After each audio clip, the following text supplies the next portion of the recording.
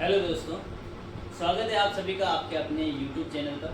हम पढ़ रहे थे संसद के बारे में। हमने पढ़ा था अनुच्छेद 81, 82, 83, 83 तक शायद बात कर ली थी हमने। 84 से हम स्टार्ट करेंगे। उससे पहले एक चीज़ और देखनी थी कि राज्यसभा में प्रतिनिधित्व का सिद्धांत,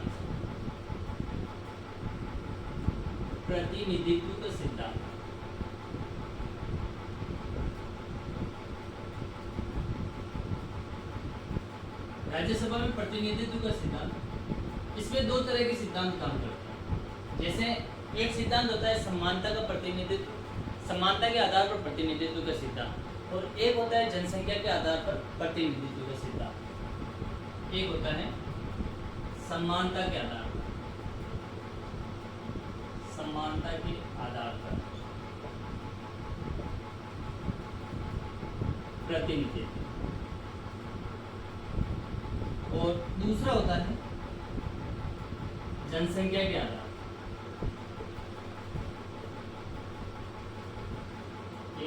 पर। बाकी कई सारे देशों में राज्यसभा की सीटों का आवंटन होते टाइम ये चीज यूज की जाती है, इसका अनुसरण किया जाता है समानता के आधार पर। जैसे अमेरिका में सीनेट है, सीनेट में प्रत्येक राज्य से 2 सदस्यों को आमंत्रित किया जाता है। हर राज्य से, हर स्टेट से 2 सदस्य आएंगे। लेकिन हमारे यहाँ पर जो भारत में है, इस नियम का अनुसरण किया जाता है जनसंख्या के आधार पर। जनसंख्या के आधार पर कैसे हम राज्यसभा की सीटों का आवंटन करेंगे? तो जैसे पहले 50 लाख,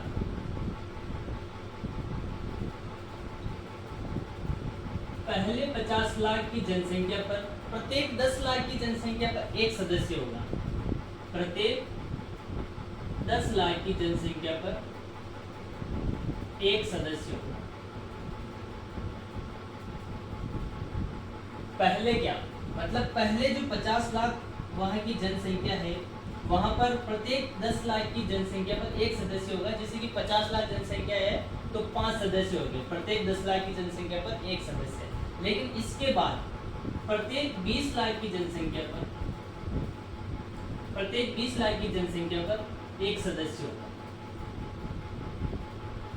ये जनसंख्या के आधार पर इस नियम को अपनाया गया है हमारे राज्यसभा की सीटों के आवंटन में। तो इस चीज़ का थोड़ा आप ध्यान रखें। बाकी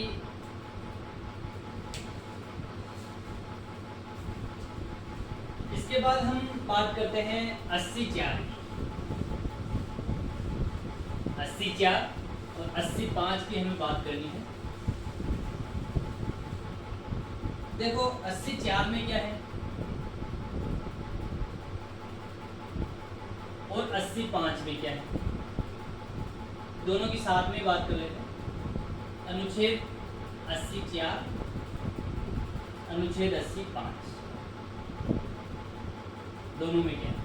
देखो 84 में राज्यसभा की बात की गई है कि राज्यसभा में निर्वाचक मंडल क्या होगा, निर्वाचन पद्धति क्या होगी। और 85 में यूनियन टेरिटरीज, संघ शासित प्रदेशों में निर्वाचक मंडल क्या होगा और निर्वाचक पद्धति क्या होगी। तो हम बात करते हैं निर्वाचक मंडल।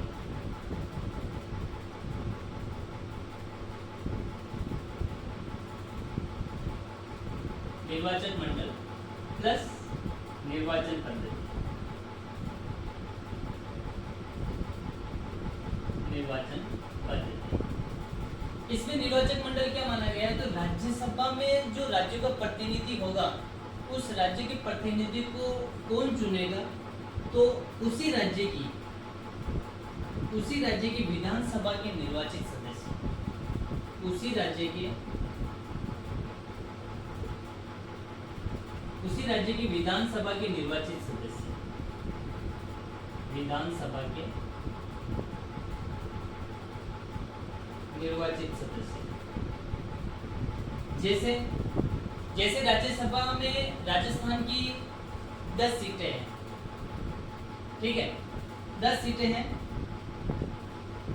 तो इन 10 सदस्यों को कौन चुनेगा? तो राज्यसभा की विधानसभा, जैसे राजस्थान की विधानसभा के 200 सदस्य जो है, वो 200 सदस्य राज्यसभा पर बैठने वाले 10 सदस्यों को चुनाव करेंगे।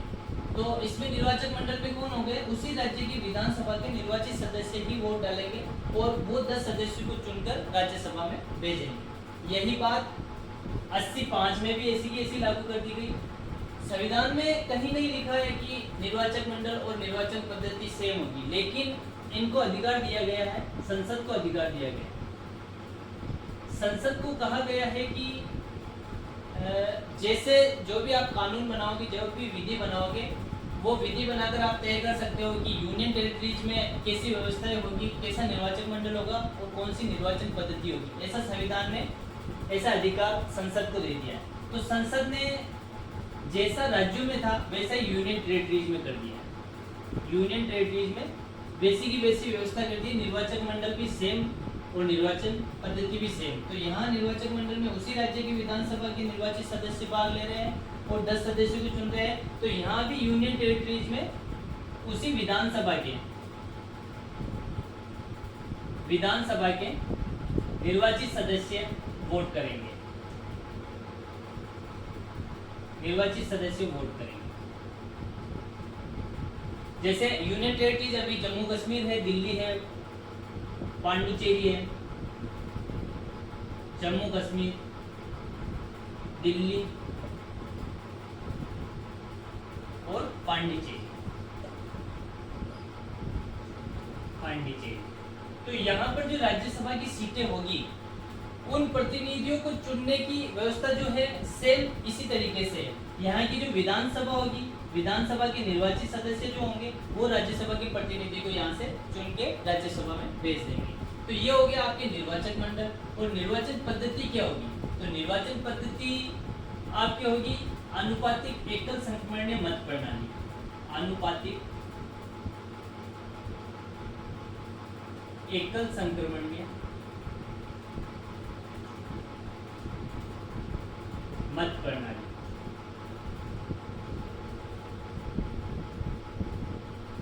इस निर्वाचन पद्धति से यूनियन टेरिटरीज में और राज्यसभा में इसी पद्धति से चुनाव होंगे और निर्वाचक मंडल भी सेम रहेगा और उसी निर्वाचक मंडल से राज्यसभा में प्रतिनिधियों को चुनकर भाग लेने का मौका दिया जाएगा।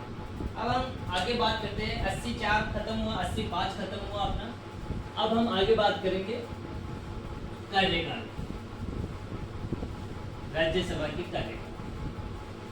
देखो, राज्यसभा तो अविघटनकारी सदन है, तो राज्यसभा का कोई कार्यकाल नहीं होता है, लेकिन राज्यसभा के सदस्यों का कार्यकाल होता है।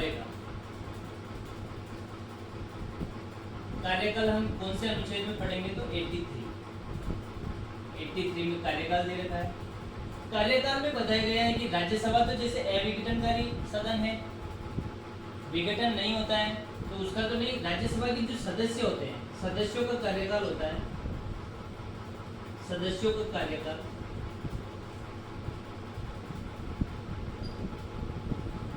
6 वर्ष होता है। और इसमें यह भी प्रावधान है कि प्रत्येक 2 वर्ष में 1/3 सदस्यों का 1/3 सदस्य पदमुक्त हो जाएंगे,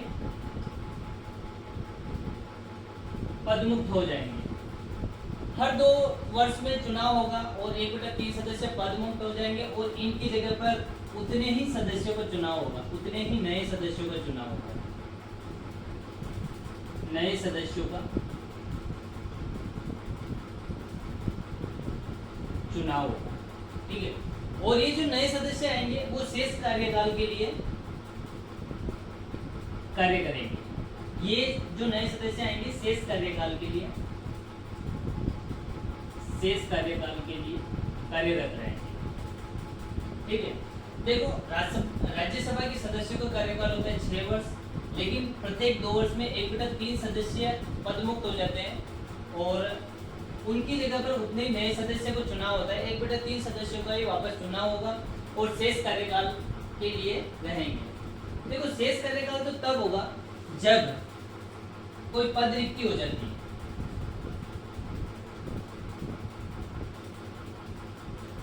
पद रिक्ति या अनुपस्थिति या पद रिक्ति होने पर जो सदस्य पद रिक्ति होने पर उपचुनाव होगा।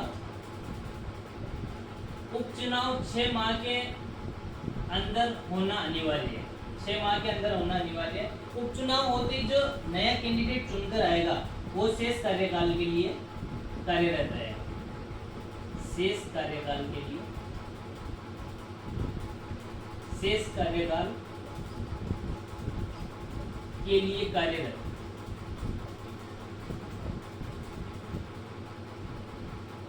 अब देखो समझो, राज्यसभा के सदस्यों का कार्यकाल 83 में है। सदस्यों का कार्यकाल 6 वर्ष रहेगा।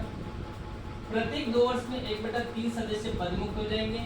उनकी जगह पर उतने ही नए सदस्यों का चुनाव, उतने ही मतलब 1/3 सदस्यों का चुनाव होगा।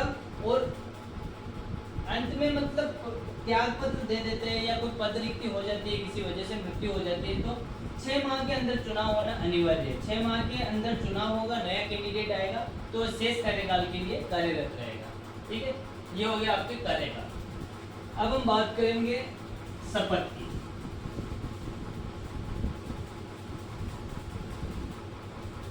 शपथ में क्या प्रावधान किए गए हैं? शपथ की हम बात करेंगे तो शपथ का उल्लेख है अनुच्छेद 99 में। अनुच्छेद में ये कहा गया है कि आप शपथ उसी प्रारूप से दिलाओगे जो कि अनुसूची 3 में उल्लेखित है। अनुसूची 3 के तहत, अनुसूची 3 के तहत शपथ 99 में उल्लेख है। शपथ का जिक्र अनुच्छेद 99 में है और 99 में ये लिखा हुआ है कि आप अनुसूची 3 के तहत आप शपथ दिलाओगे। अब शपथ कौन दिलाएगा? तो शपथ दिलाने के लिए राष्ट्रपति द्वारा किसी व्यक्ति को निर्धारित कर दिया जाएगा। अभी राष्ट्रपति ने राज्यसभा के सभापति को निर्धारित किया गया। सभापति को शपथ दिलाने के लिए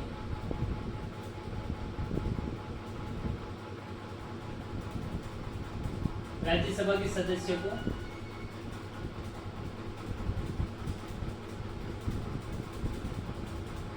को शपथ दिलाएगा।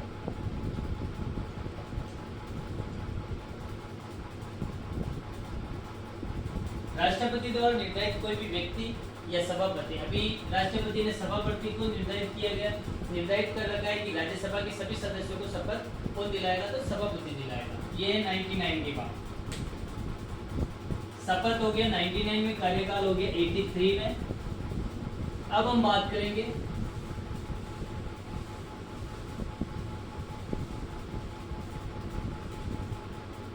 पदाधिकारी, राज्यसभा के पदाधिकारी।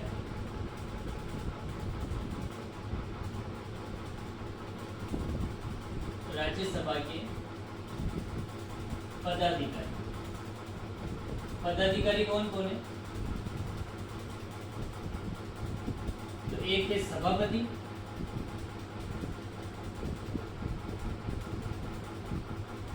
दूसरा है उपसभापति,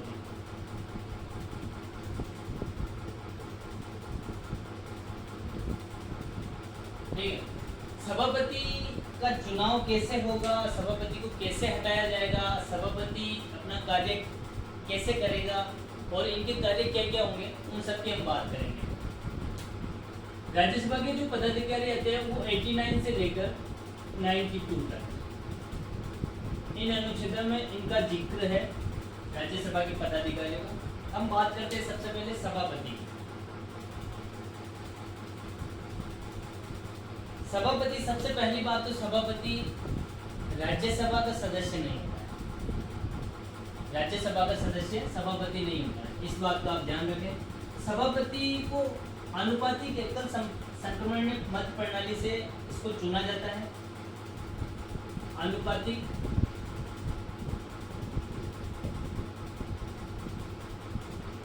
एकल संक्रमणीय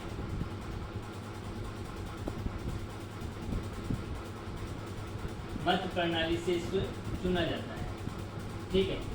इसका चुनाव ऐसे होता है। इसका कार्यकाल होता है 5 वर्ष।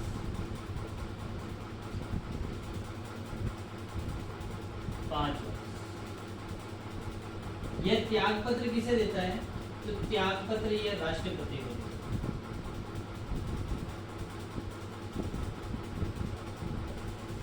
राष्ट्रपति को देगा। देखो अनुच्छेद 64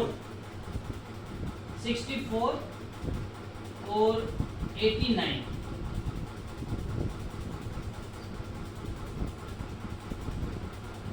अनुच्छेद 64 और 89 में यह प्रावधान है, यह लिखा गया है कि जो भारत का उपराष्ट्रपति होगा वो राज्यसभा का पदेन सभापति होगा। क्या लिखा गया है कि जो भारत का उपराष्ट्रपति होगा, भारत का उपराष्ट्रपति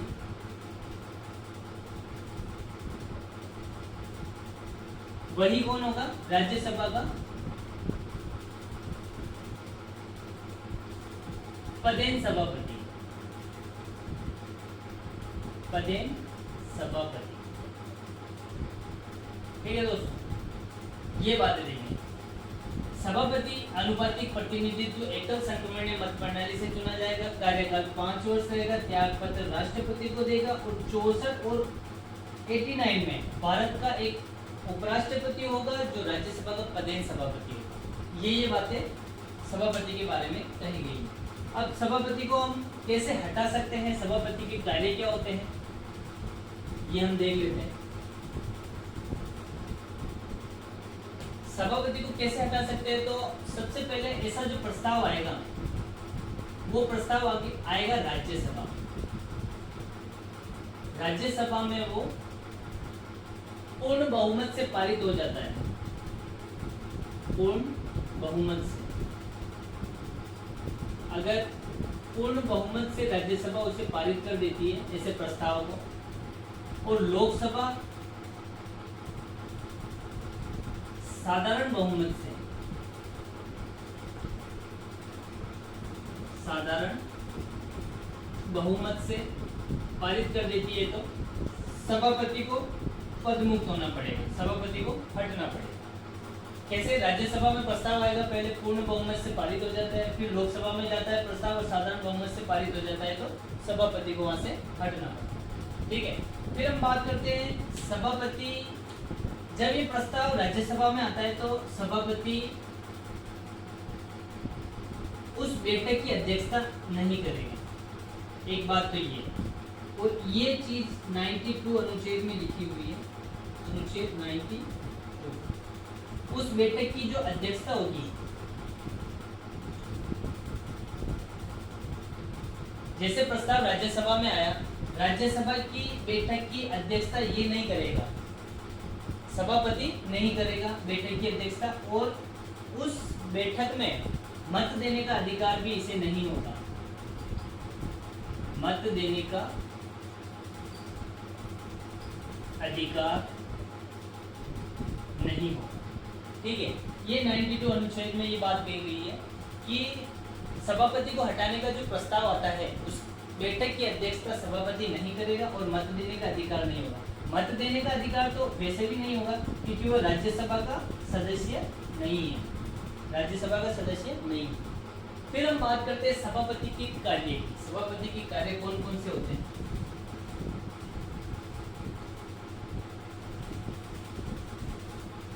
सभापति के कार्य, सभापति के कार्य देखो तो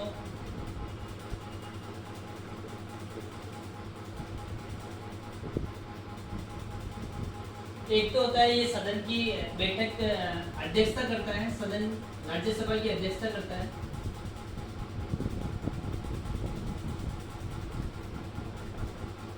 राज्यसभा की अध्यक्षता करता है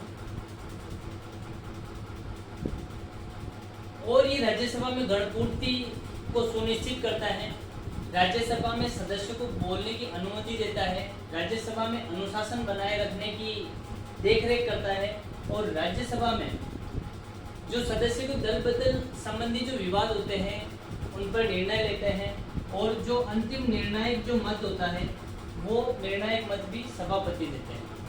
और जो राष्ट्रपति अनुपस्थित है, पद रिक्ति है, तो राष्ट्रपति का कार्यवाहक राष्ट्रपति के रूप में सभापति निभाता है। तो ये कार्यवाहक राष्ट्रपति के रूप में भी कार्य करता है, कार्यवाहक राष्ट्रपति के रूप में, कार्यवाहक राष्ट्रपति के रूप में भी कार्य करता है। जब ये कार्यवाहक राष्ट्रपति के रूप में कार्य करेगा तब ये राज्यसभा का सभापतित्व नहीं करेगा, ये कार्यवाहक राष्ट्रपति के रूप में ही कार्य करेगा, राज्यसभा के सभापतित्व के रूप में कार्य नहीं करेगा। तो ये बातें हैं सभापति की। अब उपसभापति की बात करते हैं। तो उपसभापति में भी ऐसा ही है। उपसभापति राज्यसभा का सदस्य होता है। इसे राज्यसभा के जो सभी सदस्य होते हैं वो मिलकर इसे एक व्यक्ति को चुन लेते हैं और उपसभापति बना देते हैं। उपसभापति बनने के बाद अगर इसे हटाना हो तो 14 दिन पूर्व इन्हें सूचना दी जाती है और जितने राज्यसभा में सदस्य हैं, जितने राज्यसभा में सदस्य उस दिन एकत्रित हो, उस दिन आए हो, तो उन सदस्यों का बहुमत लेके इन्हें हटाया जा सकता है, उपसभापति को हटाया जा सकता है। चुनाव नहीं होता है, राज्यसभा के सभी सदस्य मिलकर एक व्यक्ति को चुन लेते हैं, वो उपसभापति बन जाता है और बहुमत के आधार पर राज्यसभा में ही 14 दिन पूर्व सूचना देकर उपसभापति को हटाया जाता है। देखो, उपसभापति और सभापति की अनुपस्थिति में क्या होता है। जब राज्यसभा में उपसभापति भी ना हो, सभापति भी ना हो, तो उसकी अध्यक्षता में राज्यसभा का सभापति 6 उपसभापति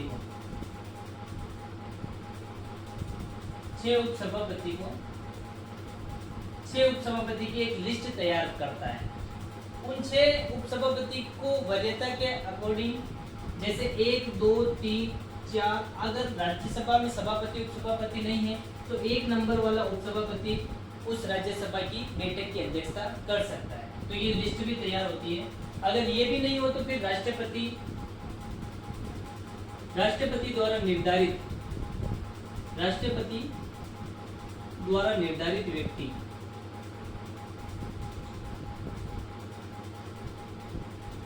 व्यक्ति राज्यसभा की बैठक की अध्यक्षता करता है।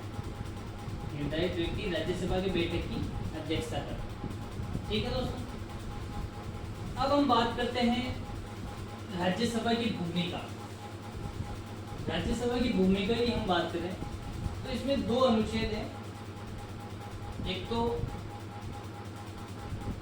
249, एक हम बात करते हैं 312।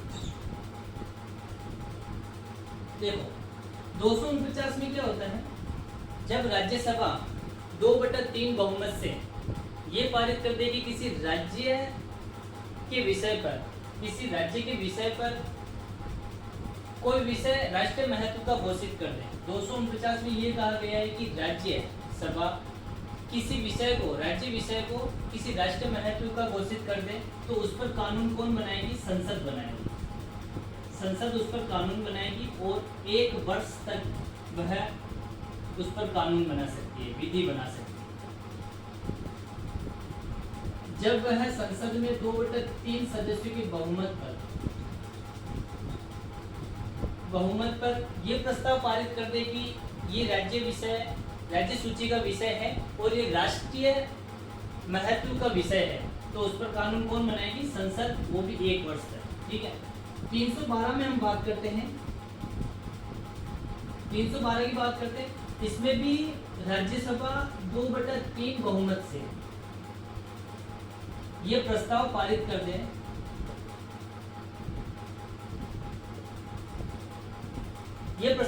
कर दें कि नवीन अखिल भारतीय सेवाओं की आवश्यकता संसद को है या केंद्र को है। नवीन अखिल भारतीय सेवाओं की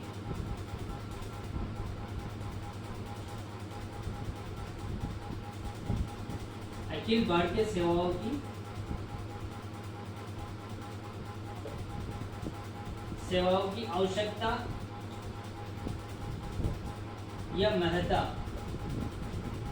संसद को है तो उस पर भी संसद कानून बना सकती है। तो ये दो भूमिका है, 249 और 212। इसके बाद हम अलग टॉपिक पढ़ेंगे, एक लोकसभा का टॉपिक स्टार्ट करेंगे। धन्यवाद।